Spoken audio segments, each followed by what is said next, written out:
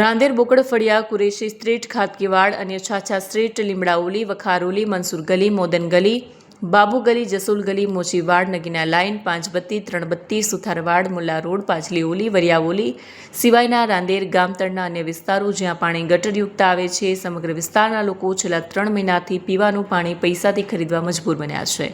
લોકોના ઘરોના ગટરની દુર્ગંધવાળું પાણી આવતા લોકો ત્રાહિમામ પોકારી ઉઠ્યા। ઓનલાઈન તેમજ લેખિતમાં ફરિયાદ કર્યા પછી પણ કોઈ નિકાલ ન આવતા આખરે મ્યુનિસિપલ કમિશનરને પોતાના ઘરે પાણી પીવા માટે આમંત્રણ આપ્યું। Green city smart city clean સિટીમાં પીવાના પાણીના ફાફા પાડવાના ચોંકાવનારા દ્રશ્યો સામે આવ્યા છે। आपका नाम? मेरा नाम मोहम्मद इस्माइल नत्थू है। 5 बजे से ये पानी आ रहा है, पर आज भी अभी 7 बजे फिर भी पानी में वही बास आ रही है, वही गंदापन आ रहा है। तो फिर अभी 2 कलाक तक तो पानी वेस्टेज में जाता है।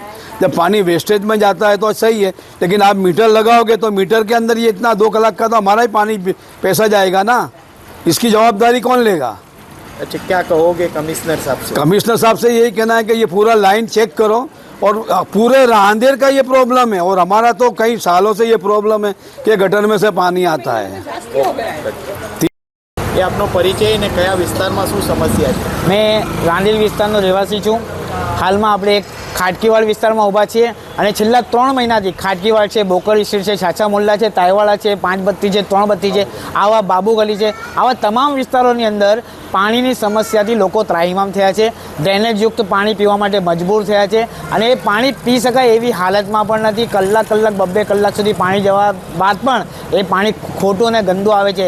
ઓનલાઈન તમામ ફરિયાદો લગભગ આજ સુધી 201 ફરિયાદો કરી હશે, છતાંય સુરત મહાનગરપાલિકાના તંત્રના અધિકારીઓને કોઈ ધૂળ ઝટકાતી નથી, એ લોકો કામ કરતા નથી। સુરત મહાનગરપાલિકાના કમિશનર શ્રી નાગરાજનભાઈને હું વિનંતી કરીશ કે તમે એકવાર રાંદેરમાં આવો, રાંદેરમાં તમે પધારો, તમને આ પાણી, આ ડ્રેનેજયુક્ત પાણી છે તમે પી શકતા હો તો તમે પીને બતાવો, કારણ કે તમને પણ ખબર છે કે અહીંના લોકો કેવી રીતે ત્રાહિમામ થયા છે અને પાણી પીવા માટે મજબૂર થયા છે।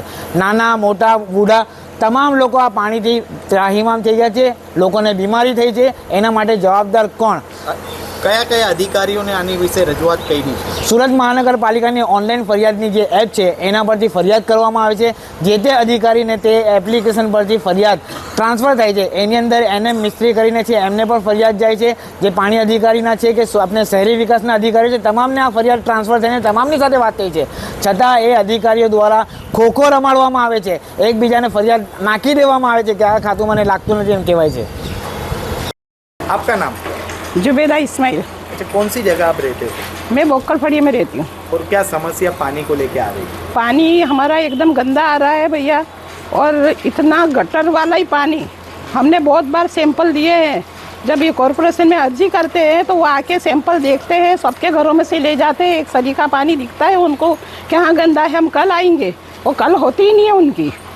अच्छा, तो क्या कहोगे आप कि किस तरह अभी 3 महीने से रह रहे हैं? 3 महीने से इतने परेशान हैं हम लोग, और बीच में रमज़ान भी हमारी गई बराबर। हम लोग बाहर से पानी लेते हैं, बाहर से बिकाता पानी लेके पीते हैं। हमारे बच्चे बार बार, किसी को मर्डा होता है, किसी को गैस्ट्रो होता है, किसी को टाइफाइड होता है, किसी को कमला होता है, उसमें भी हम परेशान हैं। कितने का पानी बाहर से आता है? हमारा रोज 200 रुपये का पानी बाहर से आता है, और अभी हाल तो पानी महंगा हो गया, 130 रुपये के 12 हो गई है। पहले 100 रुपये की आती थी, अब 130 रुपये की 12 होता है, 260 का पानी आता है। और क्या कहोगे कमिश्नर से? कमिश्नर से हम एक ही बात करेंगे कि हमको ये पाइपलाइन बदल दो। हो सकता है कि पाइपलाइन बहुत जूनी है, उसके लिए कहीं ना कहीं मिस्टेक हो गई होगी, तो हमको तात्कालिक पाइपलाइन बदल दो और इसका निकाल लो हमारा।